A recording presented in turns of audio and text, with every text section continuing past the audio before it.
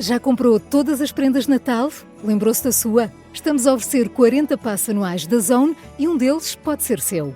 Assine hoje até 55% de desconto e habilite-se a ganhar. Tudo em observador.pt. Vamos às notícias.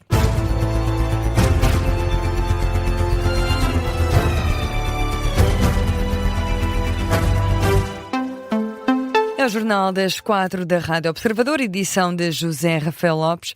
E José, o Primeiro-Ministro, assinala que hoje é um ponto de viragem na relação entre Portugal e Ucrânia. Em declarações aos jornalistas em Kiev, Luís Montenegro sublinha que a reunião com Volodymyr Zelensky foi muito construtiva. Destaca também o fortalecimento das relações bilaterais entre os dois países. Nós estamos num nível de cooperação já muito intenso, mas que, do meu ponto de vista, teve aqui um ponto de viragem. Porquê? Porque nós juntamos a toda a cooperação militar que temos vindo a dar desde 2022, toda a cooperação e apoio económico e financeiro no período de guerra, uma perspectiva de reforço do nosso relacionamento político e económico para os próximos anos, para além da guerra. Evidentemente a pensar num processo de paz que traga um registro de paz justa, duradoura. Já a pensar no futuro, Luís Montenegro espera maiores trocas comerciais e ainda um melhor relacionamento com a Ucrânia. O chefe do Executivo admite que seria desejável uma adesão da Ucrânia à União Europeia em 2027, mas para já tem fé de que haja um cessar-fogo no território durante a quadra natalícia. São declarações aos jornalistas após ter estado numa conferência de imprensa conjunta com Volodymyr Zelensky, na sequência desse acordo de cooperação que foi assinado para a produção de drones com a Ucrânia.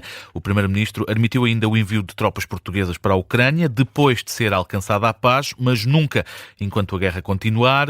Luís Montenegro lembra que já há tropas portuguesas em missões de paz da NATO noutros países e admite que o mesmo pode vir a acontecer com a Ucrânia no futuro.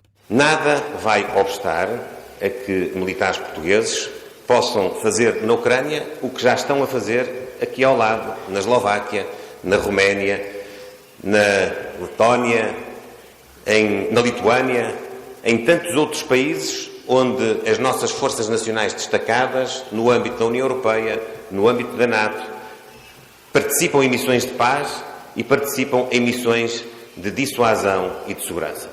Portanto, o Presidente Zelensky tem a tarefa facilitada porque sabe que a disponibilidade de Portugal será sempre a de participar também em missões de paz e em missões de segurança.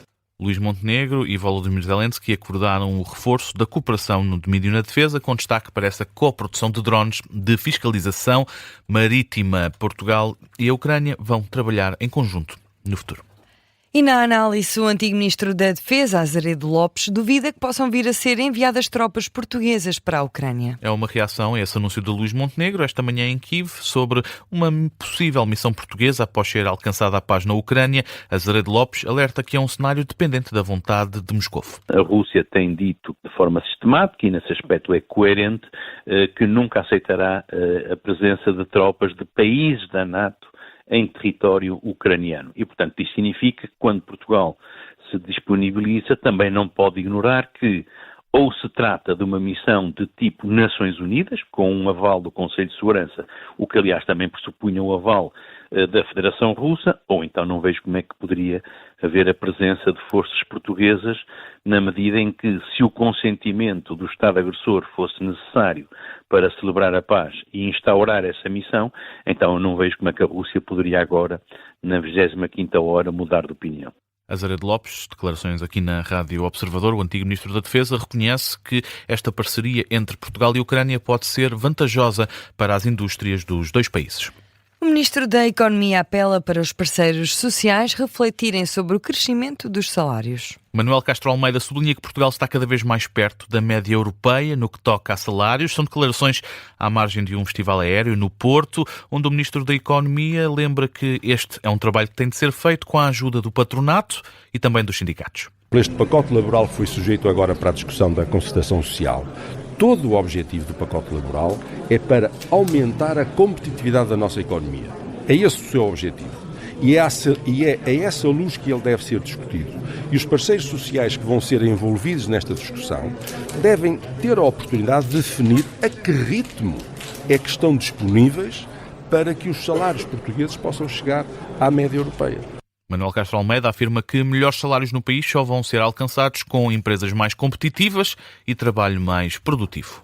Avançamos agora para as eleições presidenciais, onde a transparência dos candidatos tem sido o tema a marcar o debate.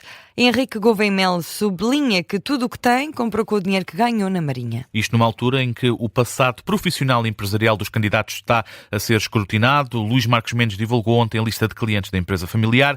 António José Seguro diz que vai fazer o mesmo ainda este fim de semana.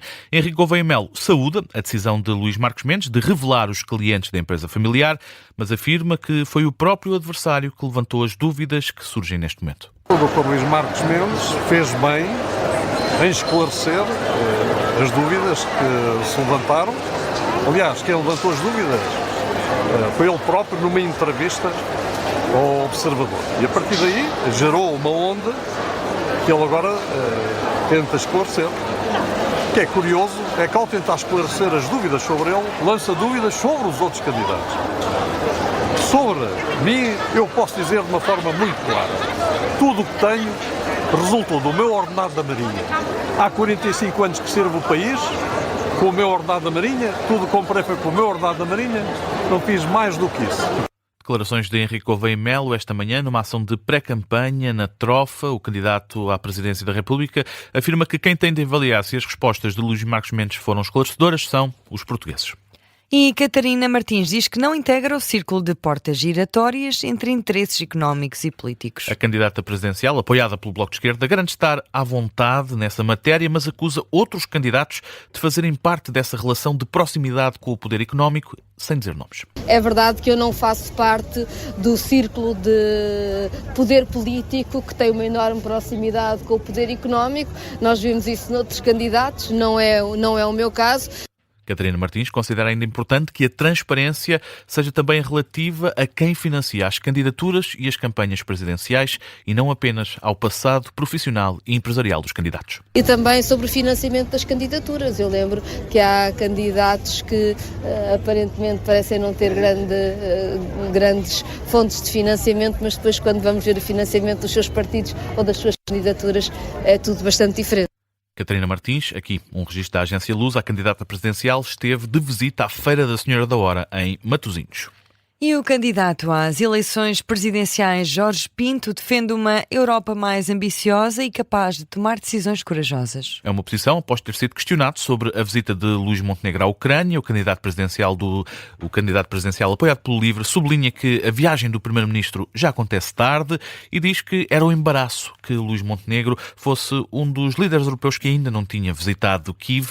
Sobre o atual estado da Europa, Jorge Pinto admite que é necessário tomar uma posição forte face aos perigos que ameaçam o projeto europeu. Este tem de ser o momento em que a Europa toma as decisões corajosas que precisa de tomar para fazer frente ao mundo do amanhã. Um mundo onde temos líderes autoritários a tentar dividir e destruir o projeto europeu, dividir e destruir aquilo também que é a própria maneira de ser de Portugal nesse projeto europeu. E eu, enquanto Presidente da República, deixo uma mensagem que é de que comigo isso não vai acontecer.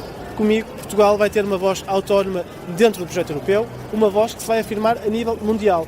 Declarações do candidato presidencial, apoiado pelo LIVRE aos jornalistas, à margem de uma ação de pré-campanha no mercado de Arroios, em Lisboa.